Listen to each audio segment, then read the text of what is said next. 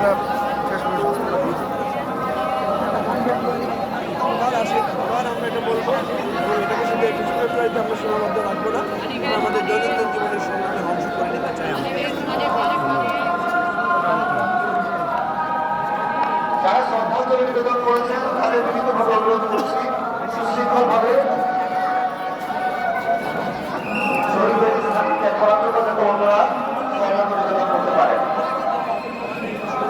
বিবেকানন্দ শিক্ষা সংস্কৃতি পরিষদ ঢাকা বিশ্ববিদ্যালয়, বিবেকানন্দ শিক্ষা ও সংস্কৃতি পরিষদ ঢাকা বিশ্ববিদ্যালয়ের নেতৃত্ব ভাষা শহীদের প্রতি শ্রদ্ধাঞ্জলি নিবেদন করছে শহীদ বেদিতে। বিবেকানন্দ শিক্ষা ও সংস্কৃতি পরিষদ ঢাকা বিশ্ববিদ্যালয়।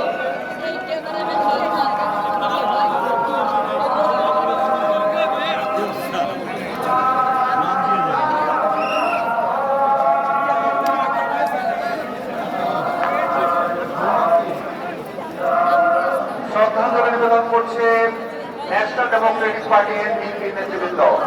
ন্যাশনাল ডেমোক্রেটিক পার্টি এনডিপি নেতৃবৃন্দ শহীদ বেদিতে শ্রদ্ধাঞ্জলি নিবেদন করছে। National Democratic party NDP.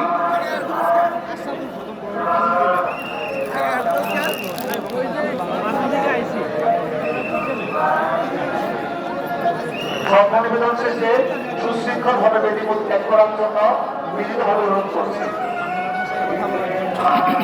ভাষা শহীদদের প্রতি শ্রদ্ধা নিবেদন করছে আমার বাংলাদেশ পার্টি এবি পার্টি নেতৃবৃন্দ।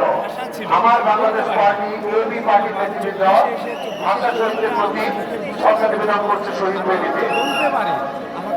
বাধা দিবে না, কেউ আমার পথে বিঘ্ন ঘটাবে না, কেউ আমাকে আমার স্ট্যাটাসের কারণে আমার মুখের কথার কারণে সেটা নতুন